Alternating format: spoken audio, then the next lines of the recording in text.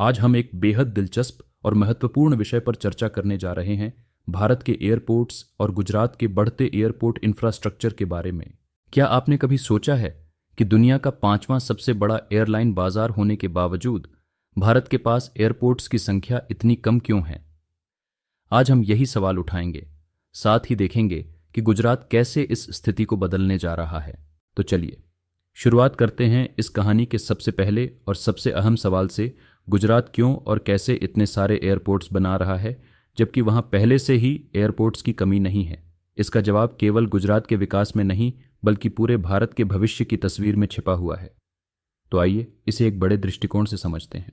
भारत और अमेरिका के बीच airport infrastructure को लेकर एक विशाल अंतर है और यह अंतर बहुत ही साफ नजर आता है।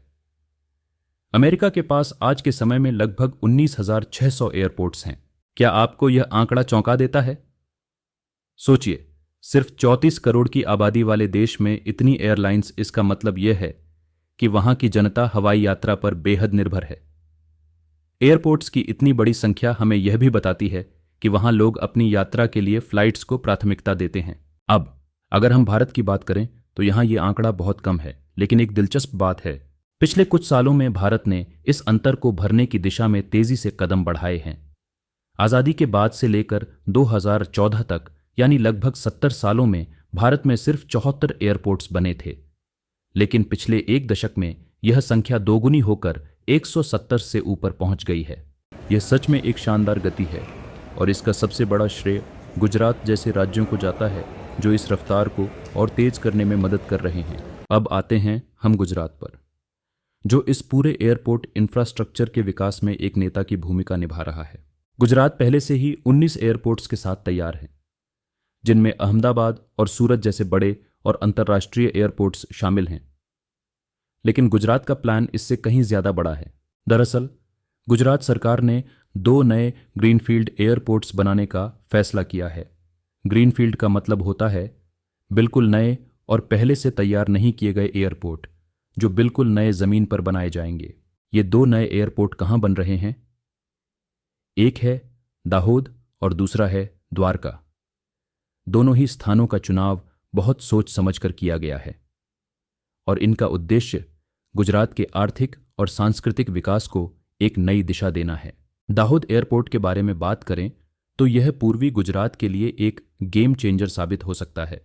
दाहोद के पास एक बड़ी औद्योगिक बेल्ट है और इस एयरपोर्ट के बनने से यहाँ के उद्योगों को बेहतर कनेक्टिविटी मिलेगी।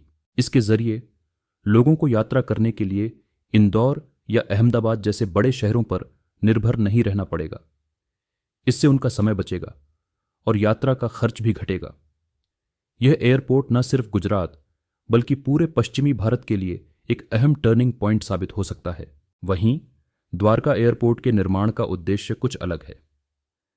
द्वारका का नाम सुनते ही आपको ध्यान आता है द्वारकाधीश मंदिर, एक प्रमुख तीर्थ स्थल। इस एयरपोर्ट का मुख्य उद्देश्य तीर्थयात्रियों के लिए यात्रा को आसान बनाना है। फिलहाल द्वारका आने के लिए ट्रेन से 8 से 17 घंटे का वक्त लग जाता है, लेकिन जब यह एयरपोर्ट बन जाएगा तो तीर्थयात्रियों के लिए यात्रा बहुत आसान हो जाएगी। इसके अलावा द्वारका का स्थान अरब सागर के पास है, जो इसे रक्षा अभियानों के लिए भी रणनीतिक दृष्टिकोण से महत्वपूर्ण बनाता है। इससे भारत की सुरक्षा को भी एक बड़ा बूस्ट मिलेगा। अगर आपने अभी तक गेट इंफ्रा न्यूज़ को सब्सक्राइब नहीं किया है तो अभी कर लें। लेकिन बात यही खत्म नहीं होती। गुजरात का प्लान इससे कहीं बड़ा है। राज्य सरकार ने भविष्य में 11 और ऐसे स्थानों की पहचान की है जहां ग्रीनफील्ड एयरपोर्ट्स बनाए जा सकते हैं। इससे साफ पता चलता है कि गुजरात का यह प्रोजेक्ट कोई शॉर्ट टर्म प्लान नहीं है, बल्कि एक लॉन्ग टर्म विजन है। गुजरात के विमानन क्षेत्र का यह विकास राज्य को सिर्फ भारत के भीतर ही नहीं बल्कि दुनिया के साथ भी जोड़ने में मदद करेगा।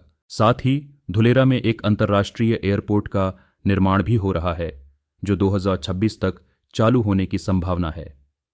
इस एयरपोर्ट के तैयार होने से गुजरात का विमानन इंफ्रास्ट्रक्चर और भी सशक्त हो जाएगा।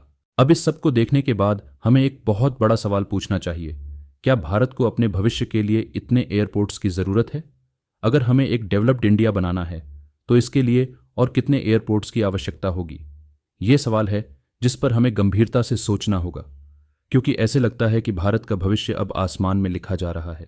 हमारी बढ़ती हुई आबादी, बढ़ते हुए व्यापार और बढ़ती हवाई यात्रा की मांग को देखते हुए यह जरूरी है कि भारत के पास एक मजबूत और कनेक्टेड एयरपोर्ट नेटवर्क हो। अगर गुजरात जैसे राज्य इस दिशा में बढ़ रहे हैं तो भारत का भविष्य वाकई में एक ग्लोबल हब बनने की ओर बढ़ेगा। तो दोस्तों, ये था आज का पूरा अपडेट गुजरात के एयरपोर्ट प्रोजेक्ट्स के बारे में। अगर आपको यह वीडियो पसंद आया हो तो इसे लाइक करें और हमें कमेंट में बताएं कि आप इस एयरपोर्ट विकास के बारे में क्या सोचते हैं। क्या गुजरात का यह मॉडल पूरे देश में लागू होना चाहिए? अपनी राय हमसे ज़रूर शेयर करें।